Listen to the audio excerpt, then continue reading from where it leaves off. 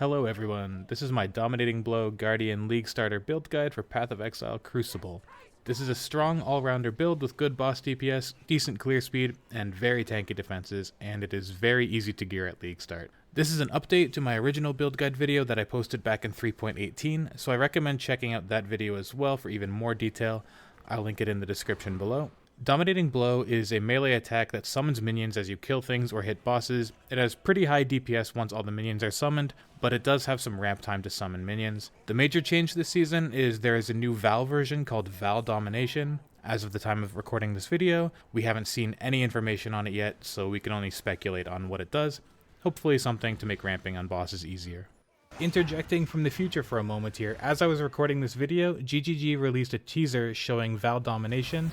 It upgrades one of your existing minions to a larger minion with a big shockwave attack. We don't have any info on how many times you can use this or how long it lasts, but the video shows 3 upgraded minions, and I assume they last as long as the normal minion would, and I'm going to call this Summon Dark Souls boss. While mapping, we use Melee Splash linked with Dominating Blow for our clear speed. When you get into doing pinnacle bosses, you're going to swap out Melee Splash for Brutality or Awakened Brutality. Awakened Brutality is usually cheap in Trade League and is a big DPS increase. We use Leap Slam linked with faster attacks for our travel skill, and because we're using a War Staff with pretty decent attack speed, Leap Slam can actually become quite fast.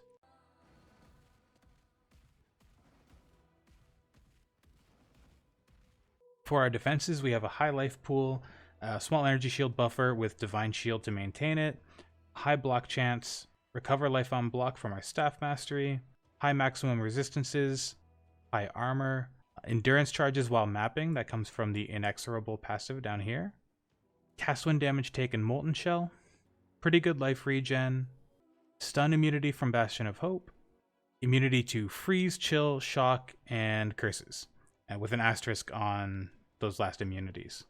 For our ailment immunity, we get freeze immunity from Soul of the Brine King, and then we combine the 50% reduced effect of Chill from Soul of the Brine King with the Anointed Flesh Wheel for 20% here, 20% here, and 10% here. That's 100% reduced effect of Chill. And then for Shock, we do basically the same thing. We take Soul of Garukhan for 60% reduced effect of Shock, and then the Anointed Flesh Wheel has 20%, 20%, and 10% for 110% reduced effect of Shock.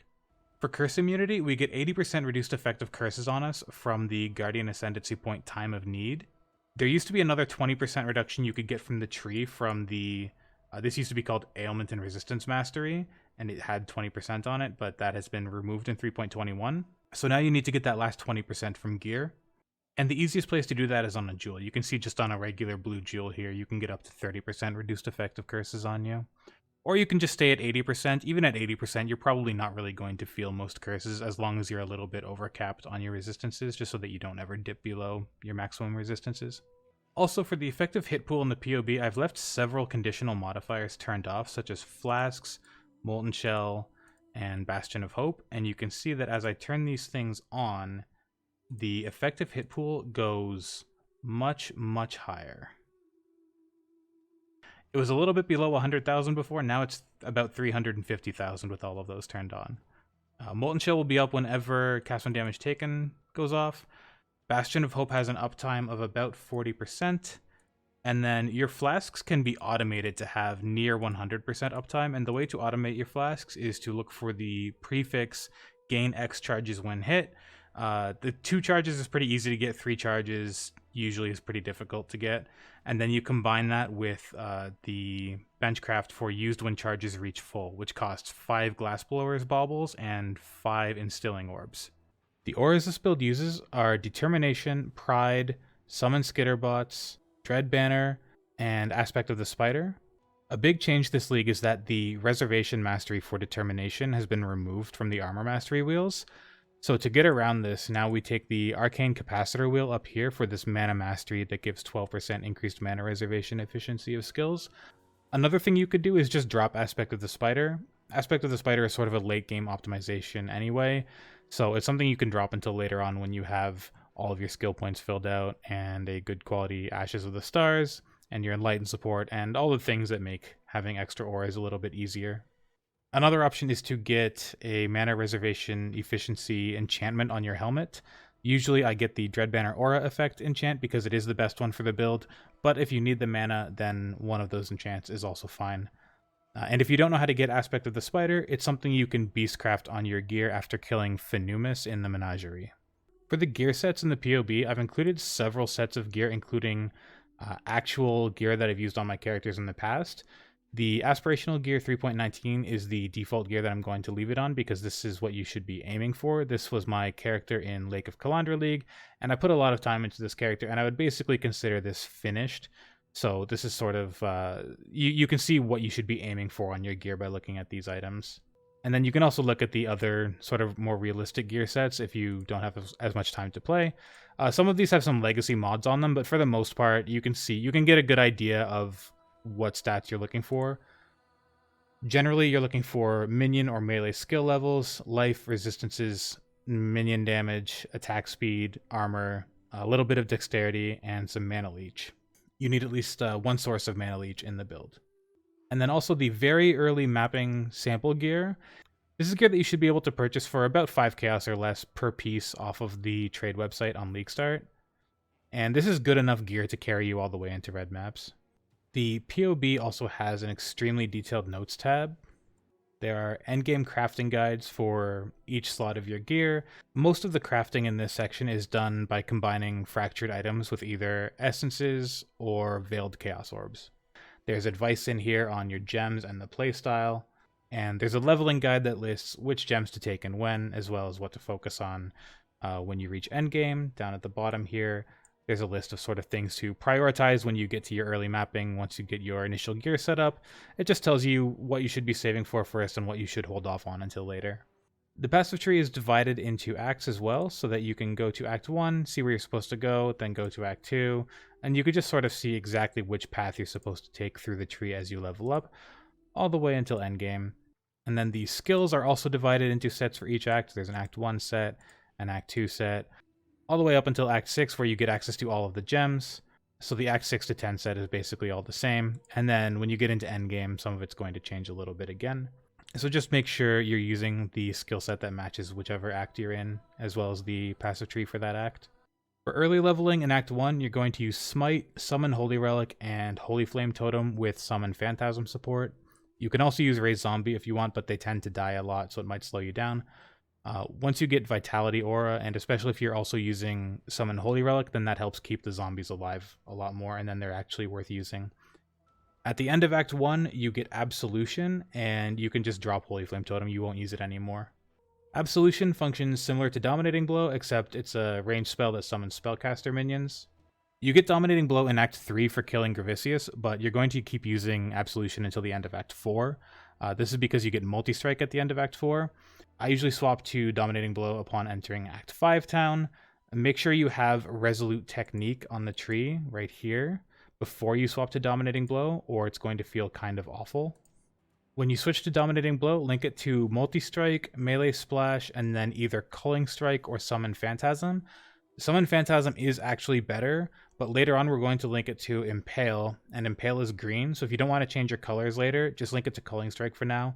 But if you don't mind changing your colors, then link it to Summon Phantasm for now, because it will be better until you get Impale later.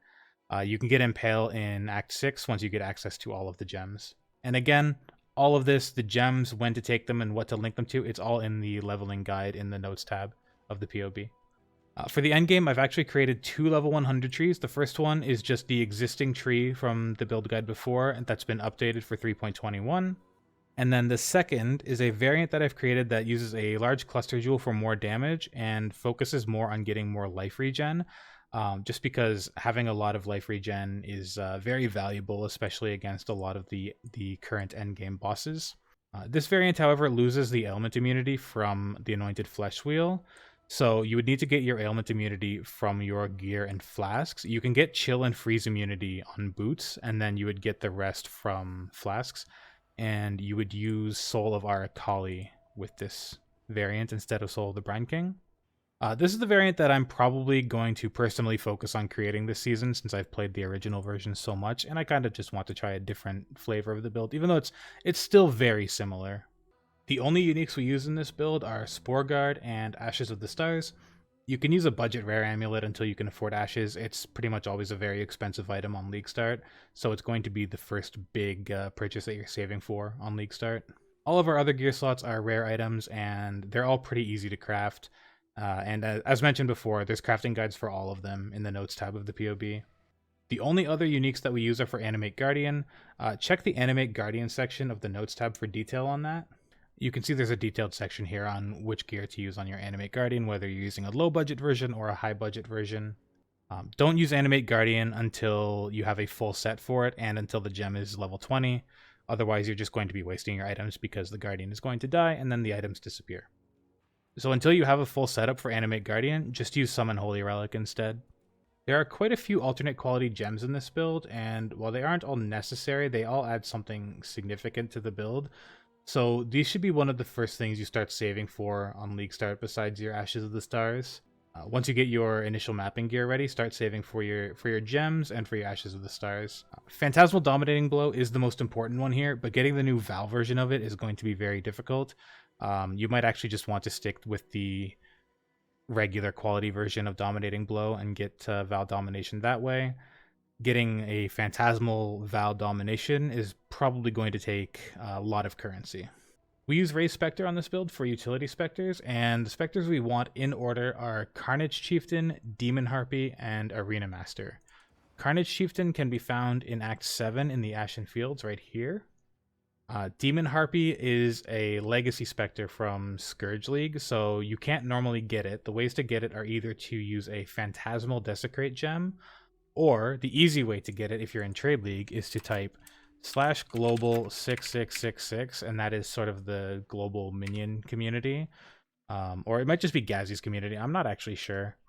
Anyway, and then once you're in that channel, you're just going to type looking for Demon Harpy Spectre.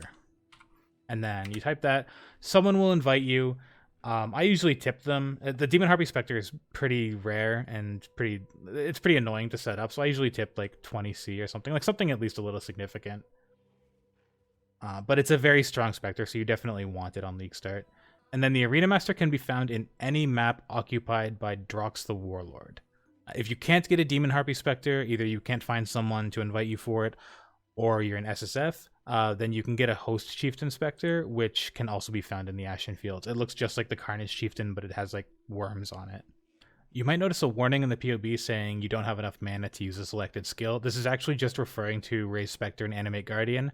We don't cast these spells in maps anyway, so this doesn't matter. You can ignore this warning. We have enough mana to use our main skills. Raise Spectre and Animate Guardian are only really cast in the Hideout or in the Menagerie for the Animate Guardian. And you can just turn off an aura in order to have enough mana to cast those. So you can just ignore this warning. So that's basically it for this video. I do recommend checking out my previous videos on this build, as there are some things I maybe didn't cover in this video. I'll link those in the description below. If you have any questions, they're probably answered in the Notes tab of the PoB, and if not, feel free to ask them in a comment below. I will try to stream my League Start over on twitch.tv/PrismaSigma in case you want to follow along. But every time I try to stream this game, my computer screams for the sweet release of death, so no promises. If you do League Start with this, please feel free to leave any feedback here. Good luck on your League Start, and have a great day.